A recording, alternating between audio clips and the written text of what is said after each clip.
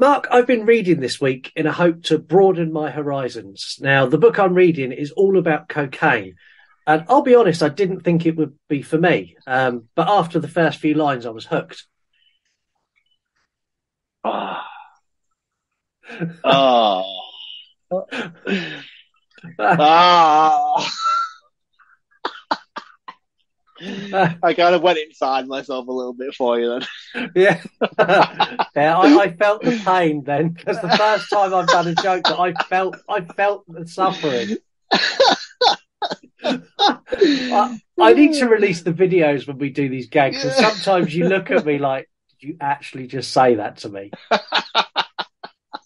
Oh, that was painful as fuck. Right, let me compose myself. Before I forget, you want to die tonight? The cheaper, nastier, the better for me. Would you have stayed after this? Sorry, man, I was completely off guard there. He's in his coffin. He's the undead. This was the best bit of the film. This is not the last time someone's going to steal your man. Yeah, Mark's not a nice guy. You didn't notice this scene. It looks like he's got an extra leg. Yeah, I've got nothing. I've literally got nothing here. Surely that'd be even worse. The more listeners we have, the worse that's going to be. Yeah, but I will just get a new phone. Oh, I tell a lie, actually. Yeah, because we used to have teletext. Art the Clown makes Michael Myers and Jason Voorhees look like pussies. I can only assume that this was due to budgetary reasons and they couldn't afford enough extras. Are you going to have Buster Rhymes in your list of characters? Mate, I can't believe you don't know Idle Hands. I'm going to ram my foot down his fucking throat. It was awesome. It fucking wasn't awesome. Hello, welcome to the You Run Podcast Horror Movie Review. Today, your High on Life hosts are me, Scott. And me, Mark. And we're a fully interactive horror movie review show, just like the title of the show would lead you to believe. We cover movies picked in our polls on Instagram every Monday. We also look at certain new releases and scatter these throughout the year as well. There's lots of ways you can be involved in the show, all of which stem from our website, yourunpodcast.com. You'll find the links to all of our social media accounts there, so TikTok, Twitter, Instagram. We You Run Podcast on all three if you're too lazy to go and look at our website. You can also call the show and leave us a voicemail. That could be done again on our website or by sending us an audio note DM on Instagram. You can also record a TikTok with no music and tag us, and we can use that as well. Any messages received will get played on the air. You'll get a shout out for your account. You can tell us anything you want, request a movie, tell us about your week, tell Mark he's wrong about Buffy. Man, this shit needs to die. Literally anything else you want, whatever you want to say, you can say it, and we'll play it on the air within reason. We've had a couple of calls, and they've not made the air.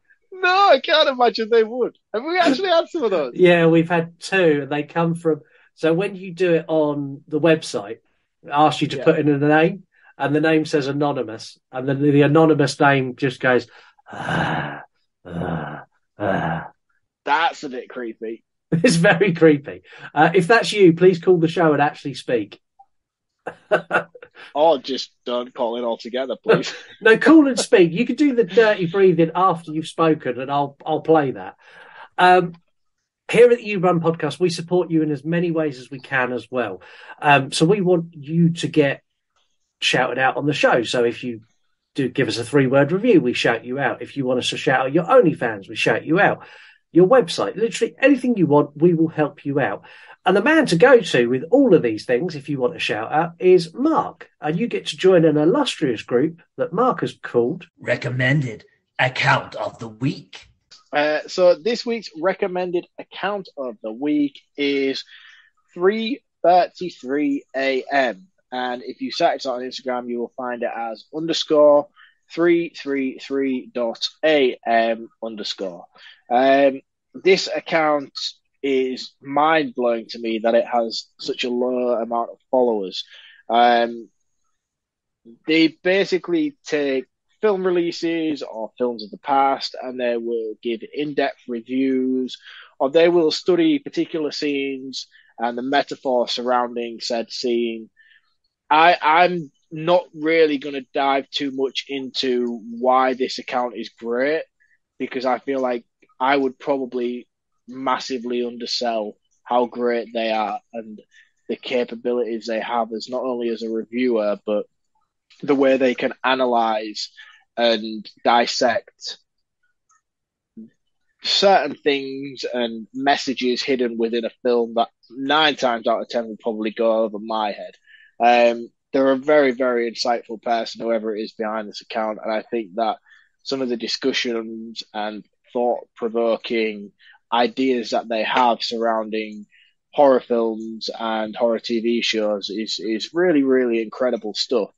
Um, so instead of me mis-selling their page, I'm just going to advise you to go and check them out and make up your own opinion on what you think to the kind of conversations they're trying to have with the audience of Instagram.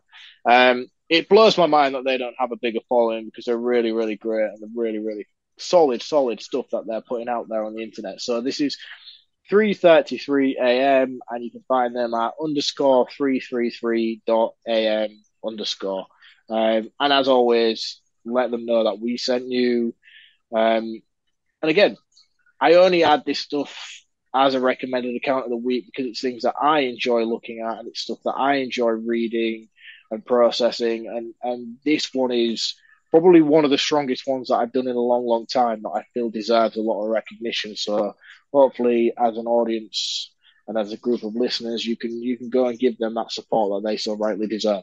Yeah, definitely so. And I've noticed some of the recommended accounts you've done have now been popping up on stories of people I know listen to the show.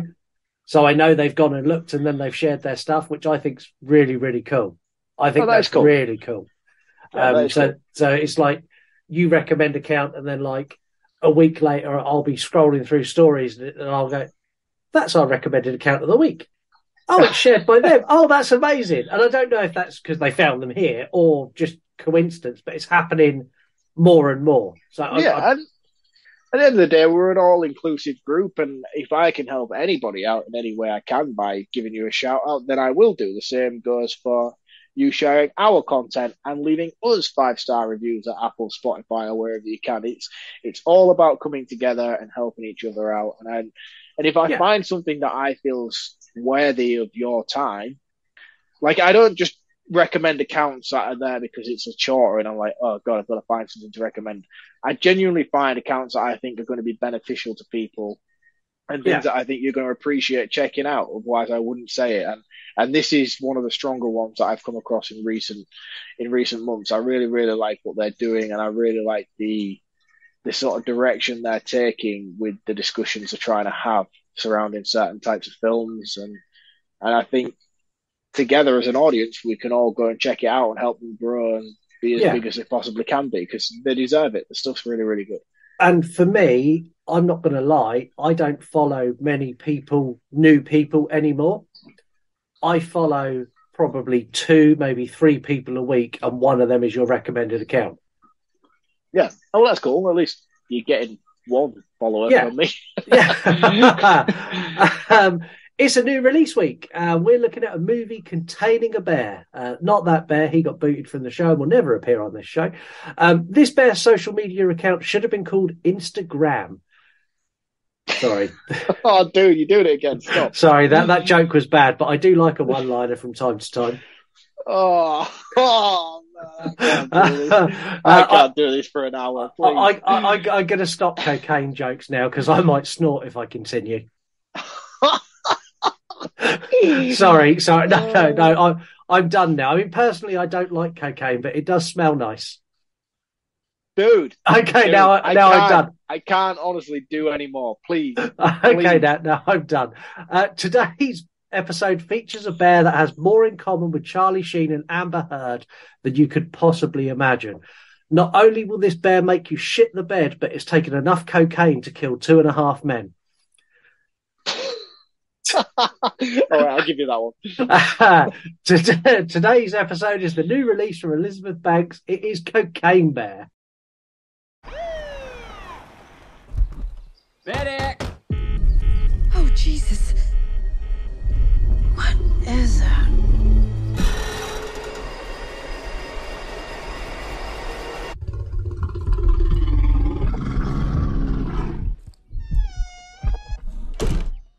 Beth, we should go. Millions of dollars worth of cocaine fell from the sky this morning in Knoxville, Tennessee. There's more of this out there. They dumped it somewhere. I'm looking for my daughter. Forest is a dangerous place. Hey, Henry, check it out. Something got into it. A deer, maybe. A lot of cocaine was lost. I need you to go and get it. No, don't eat that, don't eat that.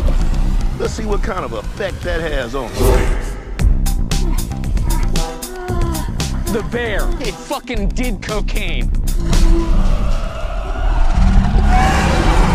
A bear did cocaine. There was a bear. A bear? It was Mark. Hey, that's inappropriate.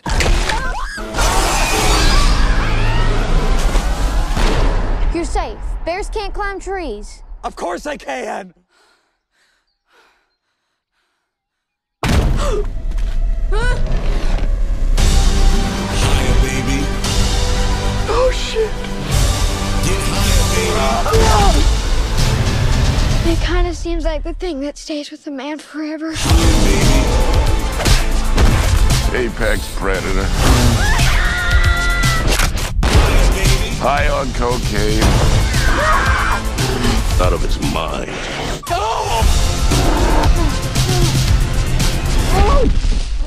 Oh man, you fucked. What the fuck is wrong with that bear? Shoot it, man. Bear, speed up. Higher, baby. And don't ever come down.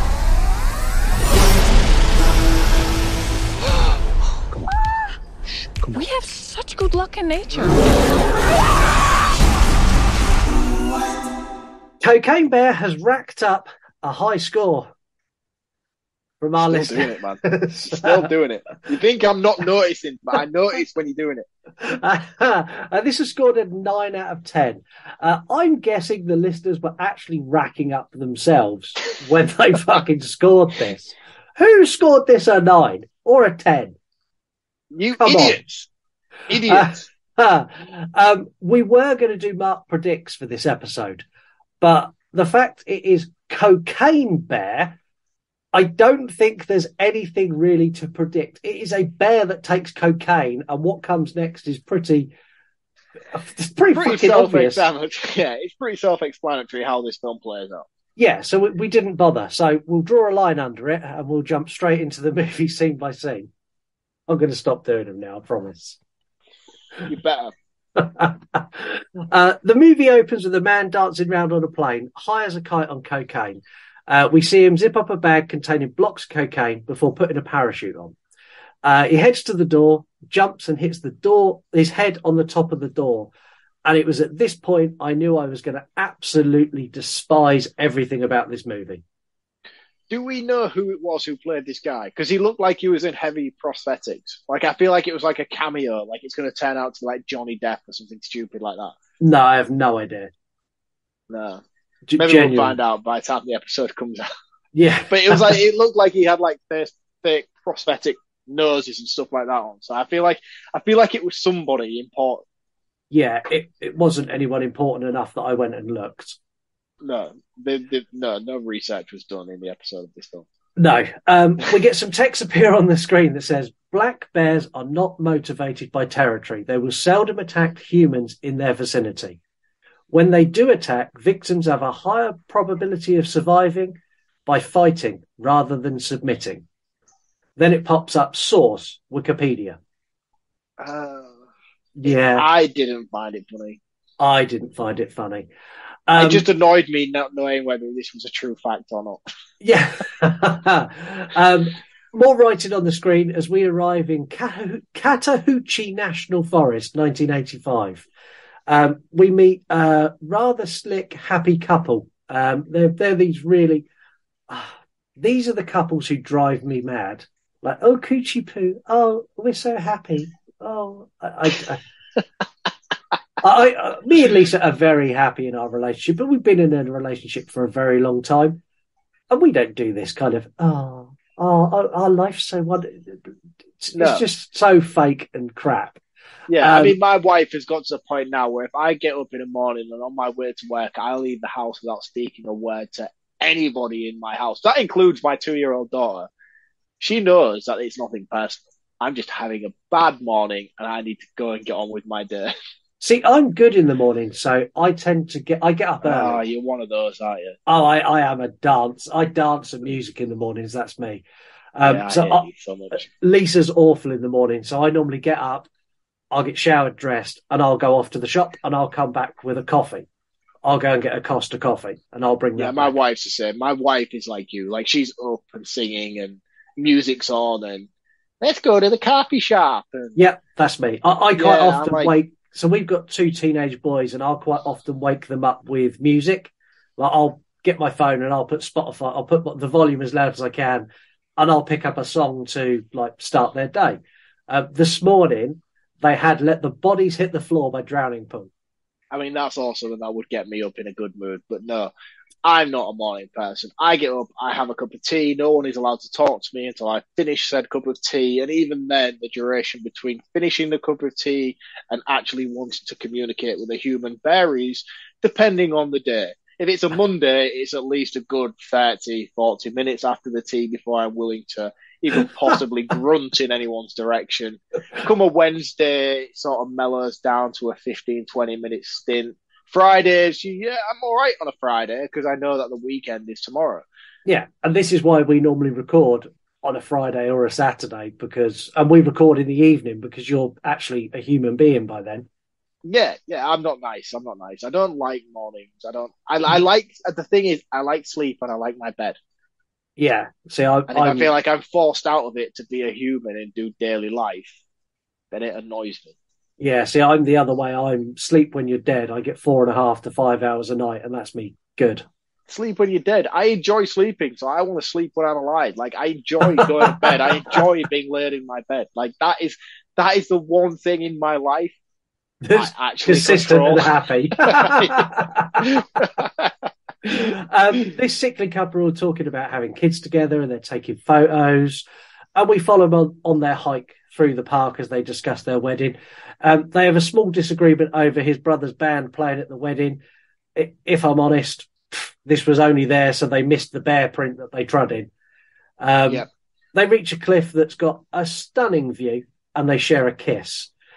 At this point, they see a black bear rubbing itself on a tree, and they start to take some photographs. We see through the lens that the bear is smashing its head on the tree and acting rather strange, and the bloke's like, this bear is demented. This is a bloke from Game of Thrones, isn't it? Yeah, it is. Who in Game of Thrones is infinitely better than he is in this movie. Yeah, although, to be fair, of all the characters in this film, I think he's probably my favourite. I'd rather it followed him. I quite happily would have done a survival story with him versus the bear. Yeah.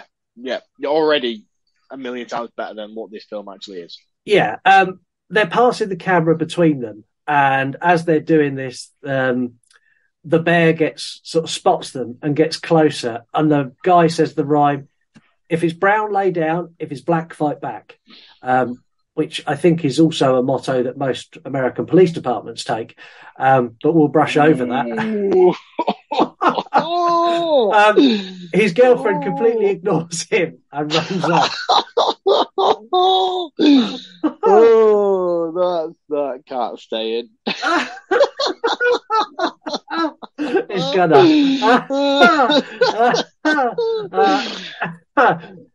The badly CGI'd bear gives chase, dragging the girlfriend into the bushes in Jurassic Park style.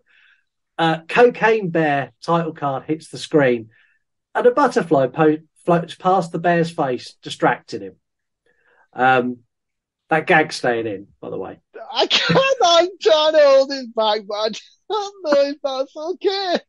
I'm not sure if it's okay either, but yeah, you got the option to call in the show. If that's not okay, let me know. I'm actually crying to you. What are we doing? It's not wrong what I said. It's actually correct.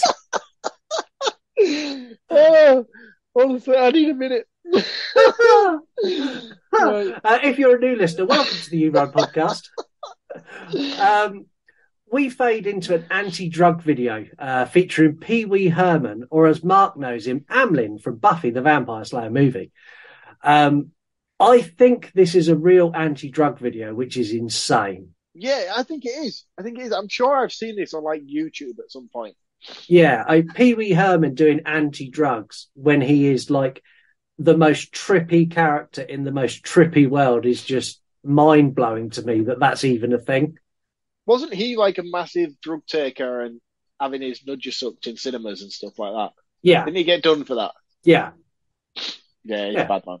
I mean, I don't know if he is a bad man. I mean, he just it's a weird thing. It wasn't obviously legal, but everybody was consenting adults. So yeah, and I don't think there's many people who don't like having their nudger sucked in a cinema. Well, I mean, if you're watching Peppa Pig the movie, then that's probably not appropriate. We change channel and we see a news report saying that millions of dollars of cocaine have dropped from the sky and landed on a driveway. The report goes on to show that a guy jumped from the plane and his parachute failed to open and he died. We cut from the news report to the scene where the detective tries to work out what happened. He knows the guy is one of Sid White's guys and he's a known drug dealer with ties to Colombia. The detective also expects there's lots more cocaine in the forest. I don't know how he worked that out. I don't either. It must be based on the... Do you know what? I'm not even going to add plausibility to this. Yeah, carry on. It doesn't deserve it, let's be honest. It really doesn't deserve it. Jump to meeting between Ray Liotta and one of his dealers as they discuss the failed drop. Ray tells the guy that where the pilots know when shit goes wrong, where they need to stash the drug, and he now needs to go and find this drugs. They need to go into the hills and they need to go and find it. We jump cut again and we meet a mother and daughter. Already there are too many characters in this with no development for any of them. Poorly executed intros. Something like this to work, it needs to move faster. We're 12 minutes in now and I've lost the will to live as a viewer. I don't care about any of the characters. I don't even give a shit about the bear anymore. No, there's just too much exposition for people that nobody cares about collectively. And you're just bouncing around so much between... I don't even know. The cast of 50. Yeah. Yeah, it's just so irrelevant to a story about a bear taking cocaine. Yeah. The mother and daughter are discussing the mum needing extra shift, and there's a whole thing about her new boyfriend, which, if I'm honest, I couldn't care less about, and it doesn't come full circle, so who cares? I'm here for cocaine and bears, and so far there's not been enough of either of those things. No. Back to the guy who works for Ray Liotta. He's gone to collect another guy who I didn't really care about either, not even enough to learn his name. And he's mourning someone, but again, I don't think it was properly explained, and if it was, I missed who it was he was upset about. Well, this guy's the son, isn't he? He's Ray Liotta's He's son. Ray Liotta's son, yeah. Ray Liotta's got his kid, apparently. I don't know, man. This is just a lot of convoluted mess for something that's such a simple Could have been premise. so simple, yeah. It just doesn't need to be this level of drawn out fucking bullshit that we get and we're introduced to. It didn't work for me. It really didn't. I was so bored and so frustrated already. Yeah. And we're only 15, 20 minutes in, and I'm like, oh God, can we get to it now? Yeah, I was kind of doing where you kind of like clapping your hands, going, "Come on, let's go, let's go, let's go." Yeah, I think exactly what I was doing. It just felt like it was just missing the point. Yeah, I think it completely missed the point. Back with the daughter and mum, who we spoke about a minute ago. The daughter's now leaving for school, and her friend arrives, who's yet another character I don't care about, apart from the fact he's got a Rocky Balboa replica belt, which was super, super, super cool. Yeah, but again, at this point, I'm not paying any attention to anything. Yeah. Sorry, he's got... I lost my train of thought. So you're not paying attention either? No, he's got a Rocky belt, which Rocky is an infinitely better movie. Do you know what frustrated me so much about this is the fact that I like this kid, and I like him as an actor as well. I think he's particularly funny, and he has good comedic timing. But the dialogue that was written for him felt very forced. Yeah. So when he was cracking his jokes felt too adult, too for written. his age. Yeah, it was too written. It was too written. It was too scripted. It was too performed. So, like, when you cast a child actor in your films and you expect them to be your comedic relief, this is basically what this kid is supposed to be. He's supposed to be the Alan of the Hangover franchise character, where he's supposed to pan back to him. He's supposed to say a quick, witty one-liner. Yeah. We're all supposed to laugh and move on. And yeah, great.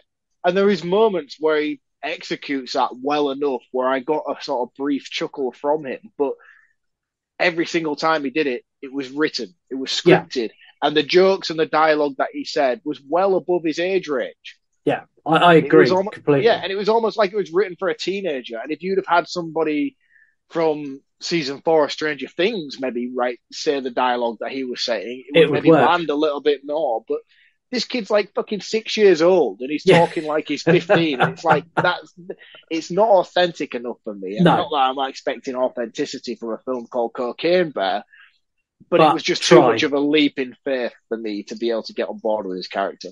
Yeah, these two kids leave and they're heading off to the falls. And it was only at this point I realised they were skipping school. We get a scene where the detective explains he's going out of town because he's got word that 2 of the guys he knows of were discussing drugs in a bar. No idea how he got that, but he did. We go back to the 2 kids as they venture into the forest. And we get a scene with the mum telling their dad that the daughter skipped school, and this is all unimportant, so I'm breezing over it. We now meet the park ranger. Honestly, at this point, I'm nearly done with the movie. I'm craving idle hands at this point. It's very bad for me. I quite like the park ranger.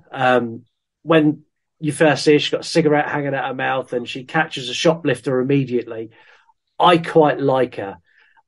We now get another character with a really bad mustache who arrives. The ranger obviously quite likes him because she's hidden the fact she's smoking and she sprayed perfume. We return to the kids who've taken a break to have a snack. One of them vandalizes a tree and starts carving in it. And they look at the map, and this is where they discover a brick of cocaine. The kids instantly identify this as cocaine. These kids at that age should not know what a brick of cocaine looks like. They live in the fucking back and beyond of nowhere. I didn't discover what cocaine was till I was about 18. And even then, I still couldn't afford it to understand what it was particularly. No. One of the young boy makes up a story of he takes cocaine and he's done it loads, and the girl's like, oh well, let's do some then. And they cut open this pouch of cocaine, and she's like, oh, how do you take it? He's like, oh, with a spoon. And she's like, oh, how much do you take? He's like, oh, like a teaspoon's worth. And she takes a spoonful of cocaine, and anyone who's tasted cocaine would know that you cannot take a spoonful of cocaine. And she spits it out everywhere. And then she makes him try it as well. The bit that I did get a laugh out of, where he turned around and went, this isn't the normal shit I do. This doesn't taste right.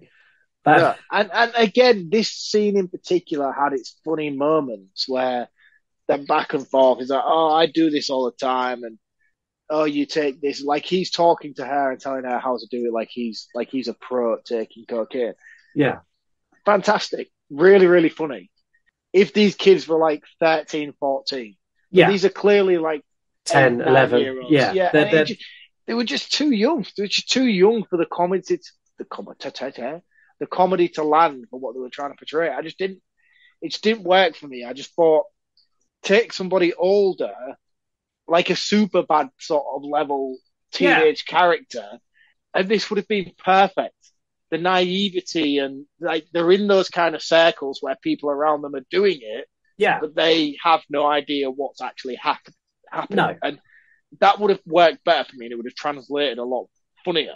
Yeah, I agree. But I have nieces and nephews of this age, and they're still watching fucking Powerpuff Girls on the TV. Do you know what I mean? Yeah. They have no idea what cocaine is. And even if they would try to translate to somebody next to them to be cool, they wouldn't know what they were talking about in the slightest. And for me, I just couldn't get on board with it. It just didn't work. It was stupid. Yeah, I agree. They find some more and say something's got into it. Big spoiler, it was the bear. The bear dashes behind them before they spot it. And when they do spot it, the bear is covered in cocaine. The kids scream as the bear snorts cocaine towards them. And we cut away to the two dealers. And they're heading to where the drugs should be. So they're driving up. I still don't know why the guy's depressed, and I don't care. One of the dealers is like, look, it's going to get better, man. And I think this was meant to be a heartwarming moment, but I just didn't. There's not enough here for me to identify with any of these characters. No. And again, it just felt like one of those moments where, ooh, mental health is a problem. Let's make it relevant. Let's make it funny. And it's not something that should be made funny or comedic or having a punt at. Men's mental health is a serious issue and a serious pandemic at the moment. And they tried to hone in on that and try and make it a comedic element of the film. And it just didn't land. There's just so much of this film that they got wrong. Back at the ranger station, the mum of the coked up girl, the girl who's now had a teaspoon of cocaine, arrives and asks the ranger and her bad moustache friend if they saw a girl of 13 come past here. The ranger goes, we get a lot of runaways. And the mum's like, no, she's not a runaway. She skipped school. And the ranger's like, so she's run away. She's like, can you help me find the waterfall or not? The ranger really doesn't want to, but the other guy who's there, I think he's like a wildlife reviewer. He's like, look, we'll help. The guy who it almost looks like the role was written for what's that guy? Is it David Spade? Yeah, 100%. David Spade was written with David Spade. It was Spade written with David Spade in mind, wasn't it? Yeah, 100%. He was born to play this role. Yeah, David Spade got the script and went fuck off. And they agree and they head out into the park. As they head out, the two drug dealers arrive at the station. We get another subplot added with the ranger telling the mum about a young gang of kids there that are attacking hikers. And we cut to them in the bathroom as one of the drug dealers goes in to take a piss. They try and mug him, and the dealer beats the shit out of all three of them. It's really slapstick, and it's really come on. But this is the only shining quality for me in this entire film. I particularly like this scene. And I don't know whether Ice Cube's son, isn't it? Yeah, and I can't remember his name. It's O'Shea Cube or O'Shea Jackson. I think he goes by as his dad's actual name, O'Shea Jackson. I really, really like him. And the thing that was most mesmerizing to me was how much he is like his dad. This was like you've seen. Are you familiar with the Friday films? Yeah. This was the Friday films. When he's in this film, he is playing the same character. Yeah, he is. He's playing Craig from Friday throughout this entire film. The thing is, though, he sounds like Ice Cube and he looks like Ice Cube, but he's just not as good as Ice Cube. He's like Ice Cube light. I get what you're saying, but I don't know. I like him. I like him a lot. I think he's a great actor. He has incredible range. I've seen him do some incredibly dramatic performances in his career. That it's nice to see. Which is now over because he's done cocaine. I don't think it is, because it's like that kind of thing where he's kind of showcased how incredible he is as an actor, that he can take on risky, silly performances. Paycheck movies, yeah, exactly. Yeah. Paycheck movies, and that's all that is for him. He's cashing in paycheck movies. He's having a laugh while he's doing it. But he's showcased that he's a great actor, and I've seen him do incredible things throughout his career already. And he's only very early doors into his career. But the one thing about this particular role that he's taken on here is he just embodies the character of Craig from Friday. It's almost like he's intimidating his dad's performances throughout those films. Yeah, and it was mesmerizing to me. I couldn't help but watch it and be like, that is so much like your dad. You are literally playing your dad's character. And if this was a reboot of Friday, I'd have been fully on board with it. Yeah, exactly. And it was cool. I liked it for that element, but I liked it. And that's not credit to the film. That's just credit to him as an actor, and for probably the way he was like, do you know what? I'm probably just going to take on my dad's character from Friday for this and just see how it works. That's no credit to the film in whatsoever. That's credit to him as an actor and just his stupidity on set and thinking, let's just fucking go with it. Yeah, these teens managed to stab him in the shoulder, which kind of he's completely unfazed by. If anything, he's like, you stabbed me in the shoulder, what the fuck? It was one of those "Are you out of your damn mind?" moments. That was the line I was expecting. We cut from this movie cuts all over the place. So we head back to the ranger, her friend, and the mum heading up to the waterfall. Then back to the dealers as they're cleaning up after the attack. Turns out one of the dealers one of the gang had a block of cocaine, and they start to interrogate him. This I found funny. This was actually funny. The gang member tells them they hid the rest of the cocaine under a gazebo, and then reluctantly agrees to take them up to the gazebo. The mum and the ranger find the packet of snacks that the daughter and the boy had earlier, and they start to search the area. They hear the boy calling, and they find him up a tree, and he explains that a bear attacked them, and the bear was fucked. Again, just didn't land at all. No. I'm like, why are you saying that? You wouldn't say that. You're a terrified little boy. He says the bear took the daughter. It was at this point when I finally got some bear action as it dragged the ranger off, into the bushes. She then fired and scared the bear away. Or at least I thought the bear was gone, but the bear went all velociraptor and done like a sneak attack and took her out again. It injured her. I'm going to say the practical effects on her leg, where it slashed the back of her leg, looked really good. Yeah, it was all right. Her friend climbed the tree, and he's in the tree opposite the boy. And when he was crawling across the floor, he ended up covering himself in a packet of cocaine. The mum's hiding behind the tree, and the bear's the other side, scratching and sniffing, and starts to climb up to get to the little boy. As you think the bear's about to get the little boy, it smells the cocaine from the other tree, and it rushes down and rushes up the other side, killing the other guy. The CGI here is almost unbearable. Abysmal. Absolutely abysmal. I'm glad you brought attention to it because it's so bad. And by the way, listeners, if you haven't seen Cocaine Bear and you think me and Scott are just losing our minds, no, this is actually real. This is actually how it plays out in the film. It is as fucking stupid as it sounds.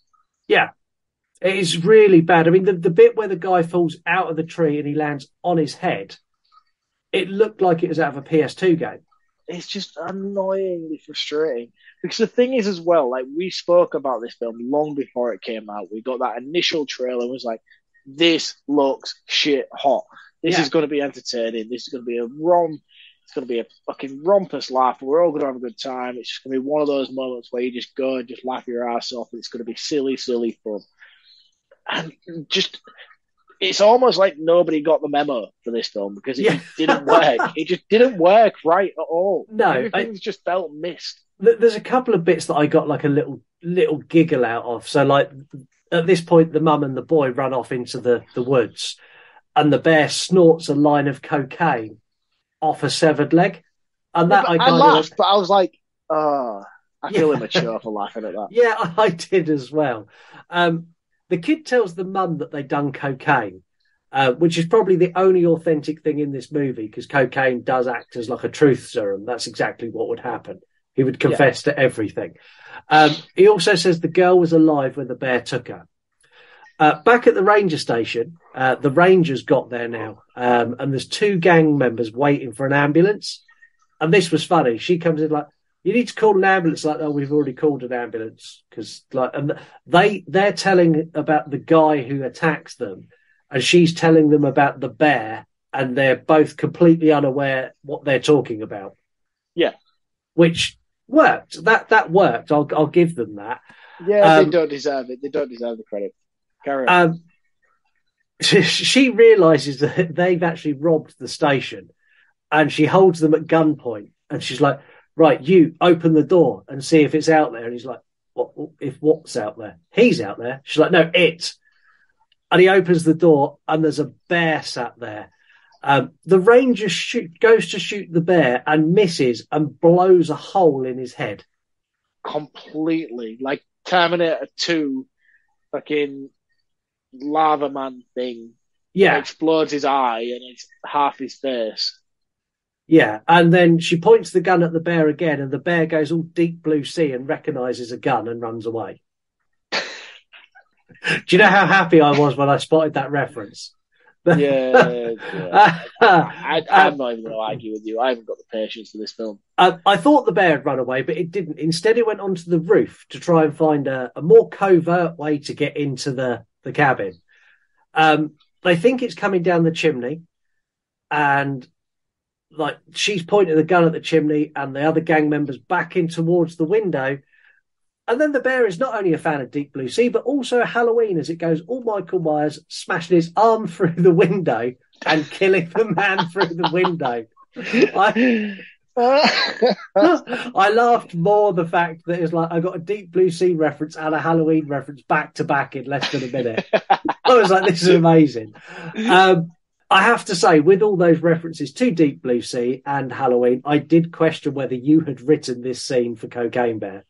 I have no fucking. I just want to make it clear right now. I have no affiliation to this film whatsoever. I'm not involved in any way with Cocaine Bear.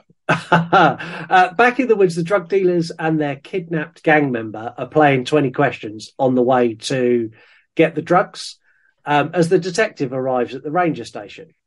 Back up the mountain, the mum and the boy are looking for her daughter, and they find red paint, which is from her painting kit that she was going to paint the waterfall when she skipped school. She's left them like a trail of breadcrumbs. So there's a bit of paint here, there's something from her bag there, and they start to follow it. Oh, it's very, very coincidental, isn't it? Yeah. Back at the ranger station, we get more characters introduced, one of which is Scott Seiss, who's a TikToker. I like him. I really like him. I do. I wish him the best of luck in everything he does. This guy's a very, very funny guy. Yeah. Comedic timing is flawless and impeccable, and every scene he's in this film is genuinely funny. Yeah, it is. And he plays one of the paramedics who were called earlier to the ranger station. They get to the ranger station and they discover the body of a gang member blocking the door, and they have to kind of force their way in. They also find the ranger still alive, and one paramedic goes to attend to her while Scott goes and has a nosy round, and he opens the door and surprise, bear. He closes the door and the bear breaks it down and pins him under the door. The ranger and the paramedic get out to the ambulance, and then the bear smells drugs in the paramedic kit. If this bear's hooked on cocaine, it's not smelling cocaine in the paramedic's bag. I didn't pick up on that. I can't believe I'm giving this film credibility. I just thought the fact that they were the same colour bag, he just assumed. Like, the bag was the same shape and colour as the cocaine bags. So I don't think he necessarily thought there was drugs in the bag. He just saw that there was the same bag and just thought, there must be cocaine in it. My God, saying that out loud is absolutely mind-blowing. Yeah, I thought he smelt it, but whatever. Scott, who gives a fuck? Yeah. Scott makes his escape and they speed away in the ambulance, and the bear is hot on their heels. I'm completely out at this point. It's not funny. It's not believable. It's ridiculous, childish crap at this stage. It's just juvenile bollocks, mate. It's really not entertaining for me at all. The bear gets to the ambulance and in a Matrix-style dive sends the ranger face first on the gurney out the back. This is brutal and one of the only decent effects in the movie. Yeah, where she grazes her face along the floor. Yeah, she comes out of the ambulance on the gurney, flips over so she's face down and skids across the pavement. That I was like, oh. The ambulance stops and the bear kills Scott. And then the other paramedic hits the gas, driving straight into a tree, killing herself, which is kind of how I felt at this point in the movie. The bear leaves the crash completely unscathed, not even a mark. And we head back to the dealers and the gang member in the woods. There's a joke in there somewhere, but I don't know where it is. It escaped me, and it also escaped the writers because this shit ain't funny. The sheriff who I said earlier has reached the gazebo. So he's got there before the drug dealers, and he's found the drugs. And now Ray Liotta is in town. Ooh, and he's got a shotgun. This was the point I thought, okay, Ray Liotta's here. He's got a gun. We know who all the characters are now. This is where it's going to pick up. No. No, it doesn't. By the time the dealers get to the gazebo, the drugs are gone. And I guess the sheriff took them. And my suspicions are confirmed immediately as we pan up and the sheriff is on top of the gazebo. And he's screaming at them to put their gun down while he's pointing a gun at them. I'm not meaning to be rude, but he's not a slight guy. He's built for comfort and not for speed. How the fuck did he get on top of that gazebo? Well, fucking hell. Can't believe I'm going to try and justify it, but the story of the film goes, apparently, according to the detective, he climbed the tree next to the gazebo. How the fuck did he climb a tree? He's not tree climbing material. He's not fucking climbing frame material, but apparently he did it. So he climbs a tree and jumps onto the gazebo, and that was how he was up there. But the whole point is that he's up on top of the gazebo and he's stuck. Yeah, and he can't get down. He shoots off Ice Cube Light's fingers, which I found that quite fun. I found more his reaction to getting his fingers shot off funnier than him actually getting his fingers shot off. No, I was laughing at you saying Ice Cube Light. That was the funniest thing about this entire film. That's how I want him billed in every movie going forward. Ice Cube L. We jump back to the boy and the mum, and they're on the track of the daughter, and we get a shot of her in the cave. We get a stupid stalemate with the detectives and the dealers, where this just goes on for too long. Yeah, he's like, you can't move, you can't do this. And I'm glad that the bear arrived. I was like, the bear's going to kill them all. But it doesn't. It walks in and then lays on one of the dealers who's on the floor and goes to sleep. Like a come down. Ridiculous. Yeah. The mum and the boy now find the man that was at the beginning of the movie, the one half of the very happy couple, Game of Thrones man. Yes. And he's begging them for help. And he said he saw the daughter and he'll show them where. Back with the napping bear, they're debating if it's dead and they try to move it. And the detective's still on top of the gazebo at this point, and the whole thing's ridiculous. We also find out here, big reveal of the movie, the bear is a girl. If you're wondering how we know this, it's because one of the dealers goes, I know it's a girl because its vagina is on my ear. Just so juvenile. I think maybe 3 or 4 doors down from my house felt my eye roll at this scene. Me as well. The bear now starts to eat a brick of cocaine. It does leaf angels. It rolls around on the back before trying to get jiggy with one of the dealers. The detective saves him by showering cocaine down in a very slow-mo scene. He's not going to let the dealers... he's going to let the dealers go. But one of them wants the cocaine before they leave. And we have another standoff, which is ended by Ray Liotta shooting the detective from afar. Yeah. The dealers now catch up with Ray. And this is where we find out Ray's under pressure from the Colombians, and he's every penny of the money for the drugs back, or they're going to come for him, his son, and his grandson. They tell Ray that the bags are over near the gazebo. But so they go over to the gazebo. The detective's not dead, and he tells him that he gave the cocaine to the bear, and the bear's run off with it, the whole bag of cocaine. I don't know why you're looking at me to fucking validate what you're saying. This is stupid. It makes no sense, and it is annoying as fuck to have to sit through. Yeah, we now get another character turn up. So at the very beginning, the detective has a partner, an officer that he speaks to for about half a second. She's now revealed that she works for Ray Liotta, and it's not really a reveal because I didn't even know who she is. I was like, who the fuck are you? I don't care. We get briefly introduced to her earlier on where she's asked to look after a dog, and we're like, yeah, okay. Yeah, and that's it. Stick with us. It's nearly over. So don't leave. Stick with us. There's loads of good facts and other bits about this. And we've got a game to come as well. We've got a fun cocaine bear themed game, which is better than the movie. I feel like this is dragging that bad because of how bad this is. It's so bad. We're having to stick advertisements in what's to come. I don't think I've ever had to do that when I reviewed Seed of Chucky, and at no point did I have to say, please don't stop listening. Do you know what, mate? Like, seriously, this is probably one of the biggest piles of tripe I've ever had to endure in recent years.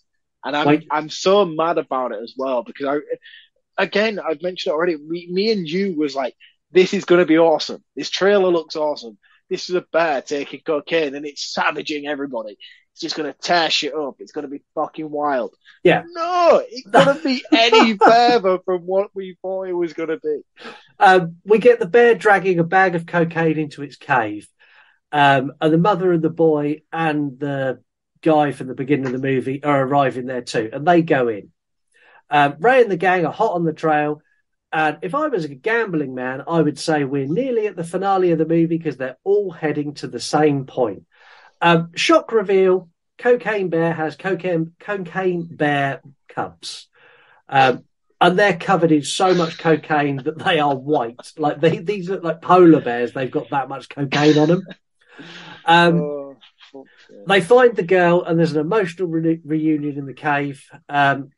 Just leave. Do the cuddle and kiss, and I'm so sorry, Mum. Do all that shit later when you're not in the cave with the bears. They exit out of the back of the cave, which leaves them under a waterfall. Ray and his team arrive now, and they go into the cave. They find the coke and the crooked. They find some of the coke, and the crooked cop's like, "I'm out now. I can't do any more." And she goes. She's in it at the beginning. She's a goodie. She's in it at the baddie for a minute, and then she's gone again. It's like, what the fuck? She has no relevance to this story. You could take her out of this film. You could take half the characters out of this film and it would make no difference. You could take this film out of this film and it would make no fucking difference. It's stupid. The mum, boy and kid realise they're stuck on the waterfall ledge, and the gang come out of the cave onto the ledge as well. There's some cocaine hanging high from the ledge. I don't know how it got there and I don't care. The baby bears start harassing Ray, and the mum ends up with the gun. This whole scene is a mess. Thankfully, the bear arrives. The big bear arrives and forces the mum, daughter, and boy to leap from the waterfall. The two dealers follow suit, leaving Ray on his own. He shoots the bear. The bear falls from a waterfall, landing on rocks to its death. The bear is dead. I want to clarify, this bear is dead. I saw it die. I've never known you ever try and churn so quickly through a run through as what you are with this. Man. Ray retrieves the cocaine and they pull themselves up, and the others pull themselves out of the water. When he gets the cocaine, a packet of it explodes and falls over the side of the waterfall. This brings the cocaine bear back to life for one final fight. It's so stupid. I've heard the snap. Is ridiculous. The bear and the baby bears kill Ray, and they get to keep the cocaine. One of the dealers is shot, but the mum's a nurse, so it's cool. The final shot of the movie is the crooked cop letting her boss's dog out of the car, and it goes to one of the dealers, the really depressed one. So he's happy now. The dog fixed his depression. We get the mum, daughter, and the boy saying they love each other as the police arrive on the scene. We get writing at the end of the movie, like at the beginning. It says, authorities never recovered any of Andrew Thornton's dumped bags of cocaine. As we know to this day, they are still in the forest. One last scene of someone filming a bear and her cubs. They turn to the camera, ready to attack. The end. In loving memory of Ray Liotta. What a pile of shite this movie is. Do you know what's most mesmerising to me, mate, is that people are actually praising this film. I've heard people say this is the best film of the year. Yeah, funnily enough, hot takes. We're going there next. It's time for hot takes. For me, these are all hot takes this week. They really, really are. Zaphod, Spaceman and the Dole podcast. Film of the year. The guy I was literally referring to a moment ago. Zaphod, you fucking lunatic. Film of the year. Dr. Caligari's Cabinet. It was heartwarming, to be honest. Donnie Deadeye. This movie was awesome. Sure, only 5% of it was actual real life, but who cares? It was exactly what I was hoping for and what I wanted it to be. I was not disappointed. I guarantee this film will be a cult classic. 10 out of 10 recommend. Fucking hell, man. Creepy Tapas. Fucking legendary. Dude, what is going on? Who are these people? Adam Willow 88. Fucking fun. Surprisingly acceptable story.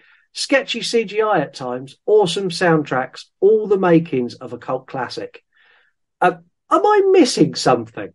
No. And I had this conversation with Katie, the other half of Spaceman on the Dawn podcast, and I explained to her my opinions of this film, and she was like, yeah, I'm with you. This is fucking utter garbage. And we kind of came to the conclusion that if once you hit the point of 30 years old, you are too old for this film.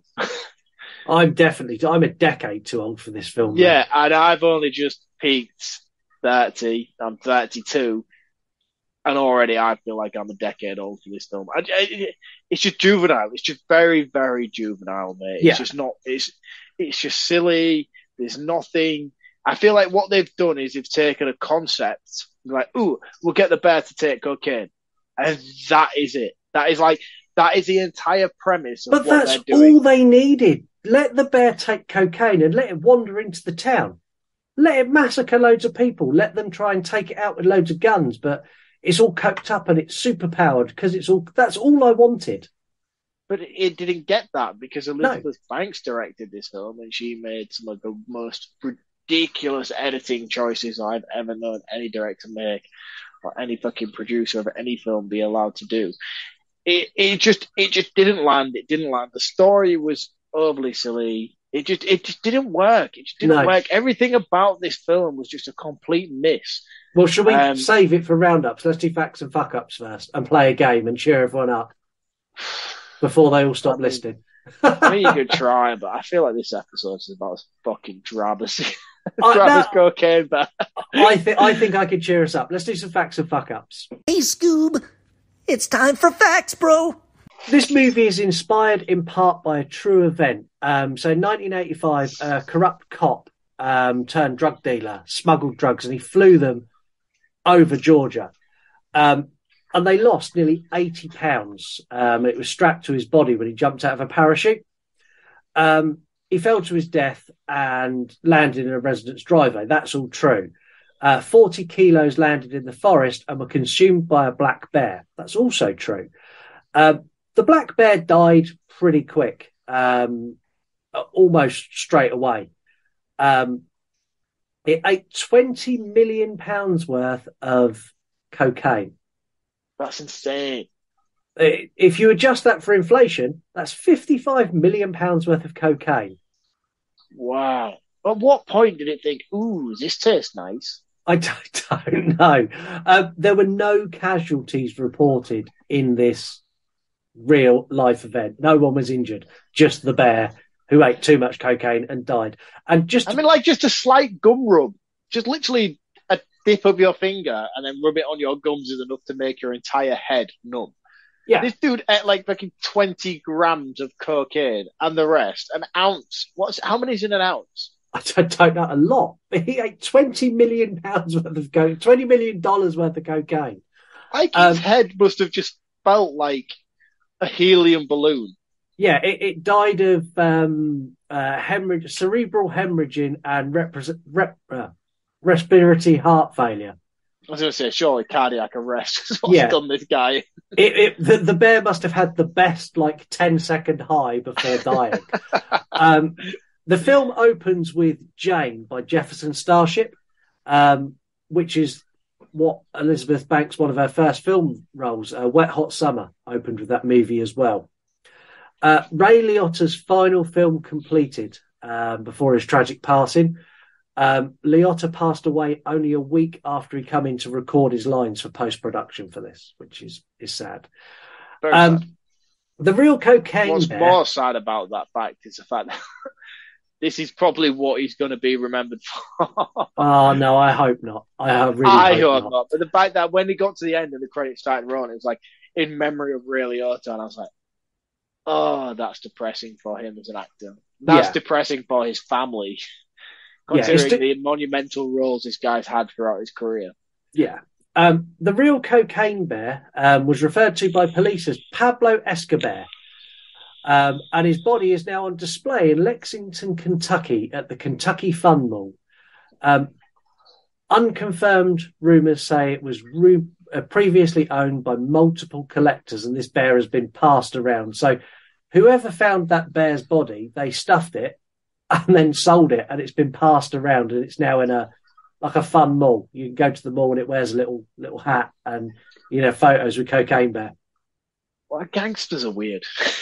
The story that they've taken for this is based on a book called The Bluegrass Conspiracy. It's a story of drugs, money, and a drug dealer. It takes place in the late 70s and early 80s in Kentucky. and involves several prominent members of powerful Kentucky families. This is the fictional part of the story that they added to the real life Cocaine Bear. And you've kind of got two stories they've tried to mash together to make them work. Last week, do you know what's more annoying about that? Is that they've taken two cohesive stories and they still couldn't come up with one cohesive story. Last week when we done Black Phone, I promised a fun game that would be based on bears and cocaine. Now, I thought long and hard what to call this game, and I settled on Grin and Bear It, inspired by my experience watching Cocaine Bear. So it's a quiz format, but it's only for fun. There's no stakes here whatsoever. Again, like Cocaine Bear. The 6 questions, 3 about bears and 3 about cocaine. So the first one, there's no multiple choice on these. You just need to take a punt. How fast can a bear run? Kilometres or miles? Pick one. I've got both. Of course you have. I would have gone miles. A bear, it's like a shaved rat, isn't it? I know they look fat and just know I'm taking this seriously. I'm going to say 22 miles an hour. No, it can run 30 miles an hour. 30 miles an hour. Well, that's like most speed limits from where I live. So like 40 kilometres, I think that is, for those of you who work in kilometres. I called bullshit when it was chasing down the ambulance. Now knowing that fact, it's plausible that it chased down that ambulance at 30 miles an hour. I mean, I don't know. That ambulance looked like it was tearing the arse off it. Yeah, the ambulance was doing 90. Yeah. But the bear was on cocaine. True or false?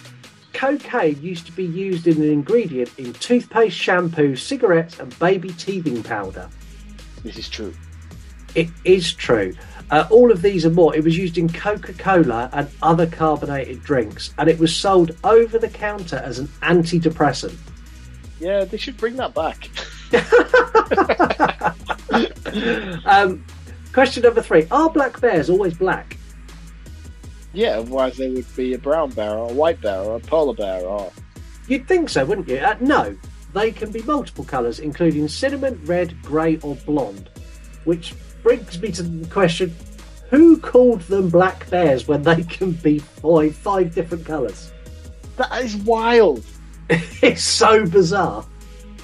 So, like, it can be a completely different colour?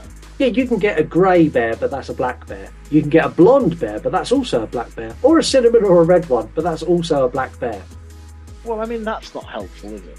It's really not helpful. You get a bear and you go, I need to identify this. Is it a black bear? Do I make lots of noise and scare it away? I don't know, it's red. It could be cinnamon. Oh, fuck, I don't know what it's like. Cocaine question. Which country is the largest consumer of cocaine? Ooh. I would say the UK is the largest consumer of cocaine.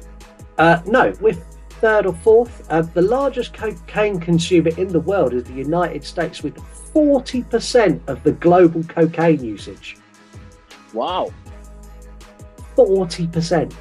I'm just thinking about smuggling things. Well, I guess about the actual introduction to it into the country. It must come through Mexico, I'm guessing.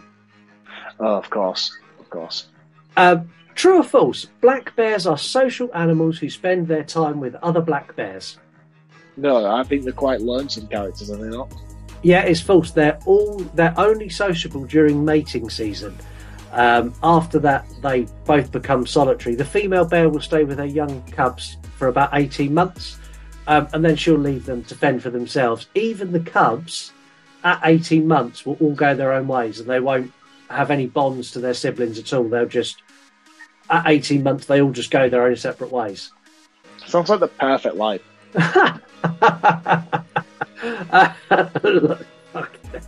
It does so, does it not? Last one. Cocaine Bear allegedly consumed 70 pounds of cocaine. Now, is this more or less cocaine reportedly consumed by Charlie Sheen in his biggest cocaine binge year? in a year. Yeah, so did Cocaine Bear consume more cocaine in its initial binge than Charlie Sheen did in 12 months, in his biggest binge year? I mean, he's a fucking bloke, isn't he?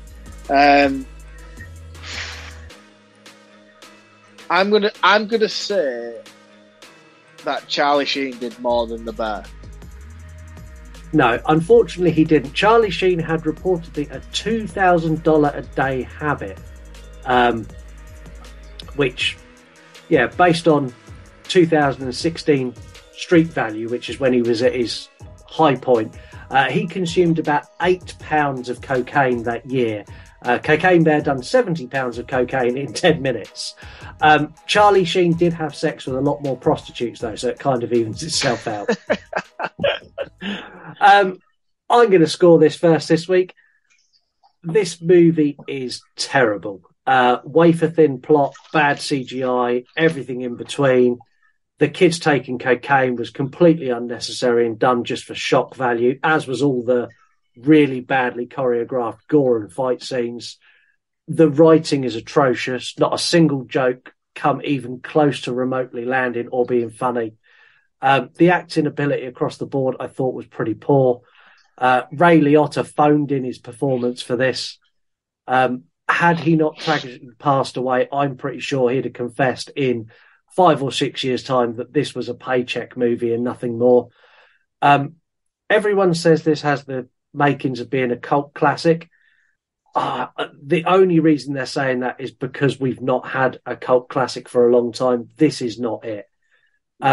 I was desperate to like this movie. I wanted it to be a fitting end for Ray Liotta's career, who's an actor I genuinely love everything he's done. And I was more hyped for seeing this than I was for Scream or anything else this year. It didn't deliver on anything. I couldn't find a single redeeming quality in the whole production. It's super predictable. There's not an original note in the whole thing. The direction was poor and clunky and lacked any kind of inspiration of shots, camera angles, or anything else. Elizabeth Banks needs to stay in front of the camera because she's fucking atrocious behind it. I found it. She's terrible. She's an awful director. I'm not disagreeing with you. I found it hard to give this movie a score. It isn't as good as Idle Hands, which I hated. It's not even close to being on the same level as Cedar Chucky, which I also hated. I've got nowhere to go with it. I refuse to score this movie. It gets nothing. Absolutely nothing from me. It doesn't even deserve to be noted with half a point. All that being said, if you really liked this movie, good for you. I'm really, really happy for you. This is the worst movie I've ever reviewed on the show and probably the worst horror movie I've ever suffered. I hated it and I recommend no one goes and sees it. Mark? I mean, fucking hell. I mean, as far as fucking executions go, mate, Jesus Christ, you've been sharpening that blade all week. Holy shit. I messaged you after I watched it. I was like, I'm so angry. I'm so angry. You were angry, but holy shit. That was like the most brutal Mortal Kombat fatality I've ever witnessed for any film on this show. 100% now, I'm editing in. Fatality. I don't think you could do anything less. Finish him. For me, yeah, I agree with everything Scott has said. I think this is the most juvenile piece of cinema to come out in recent years.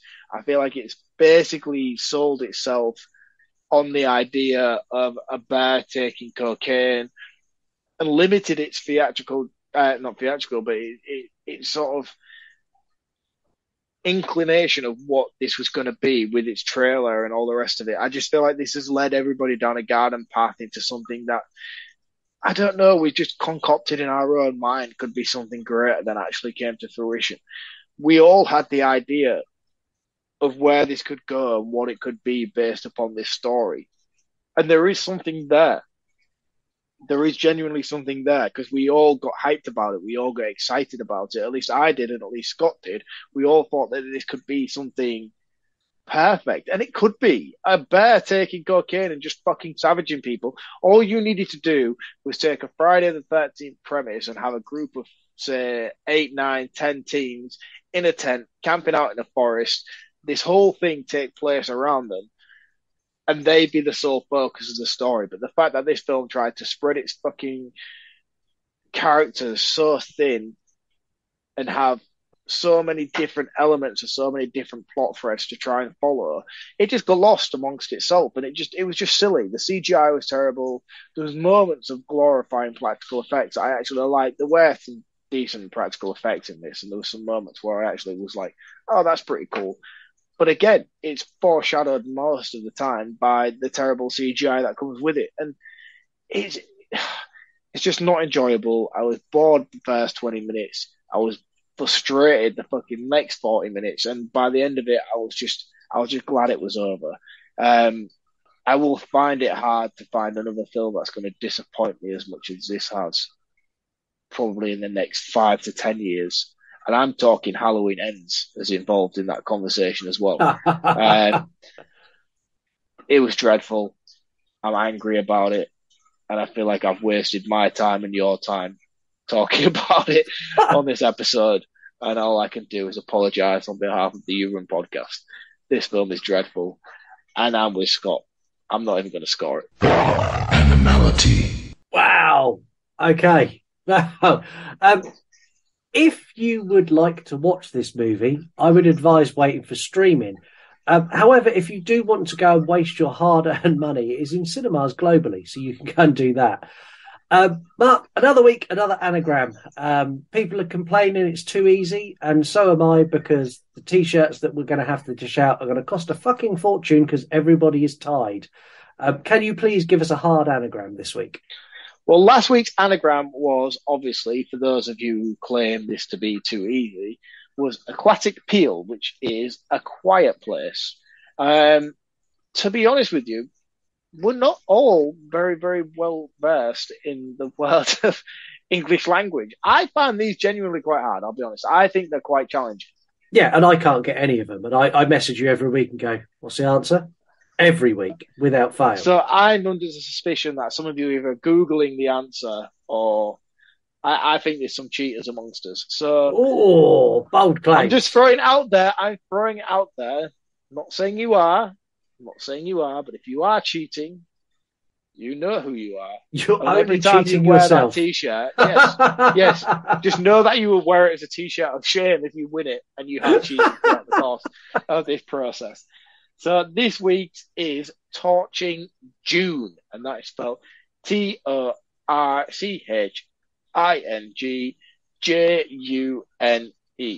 Torching June. Okay, let's see how everyone does this week.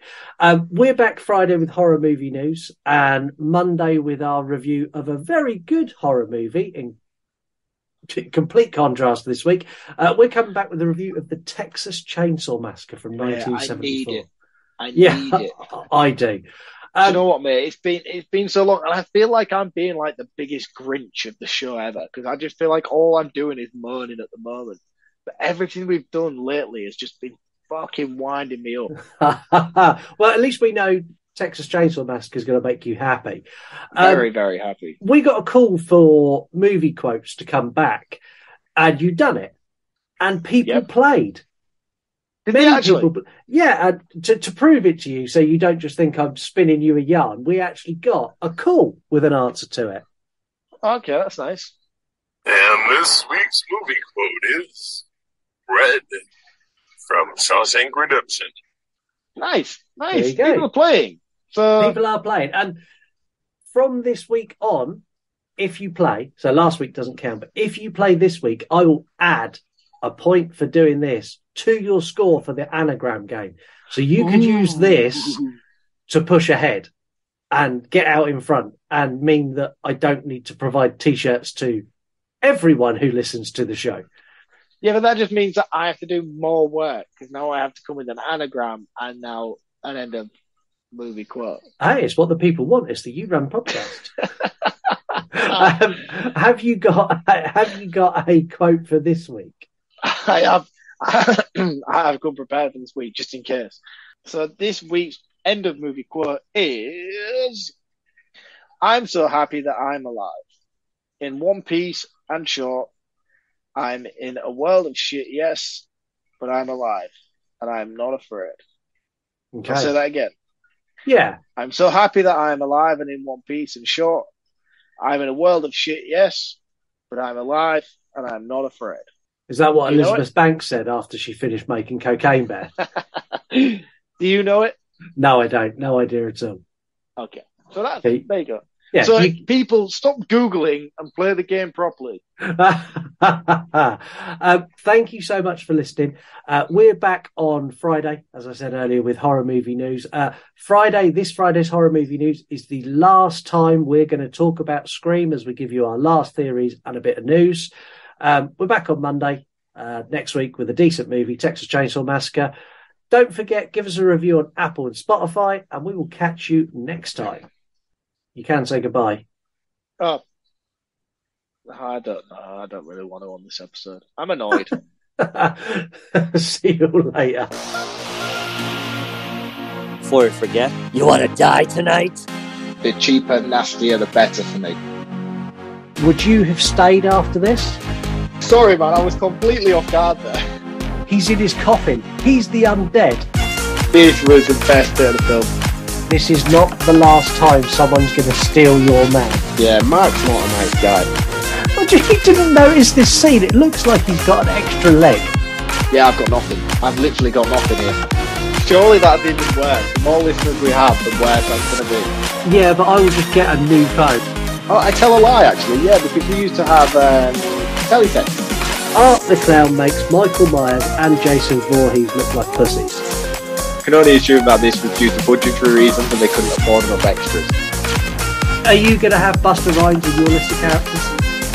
Mate, I can't believe you don't know Idle Hands. I'm going to ram my foot down his fucking throat. It was awesome. It fucking wasn't awesome.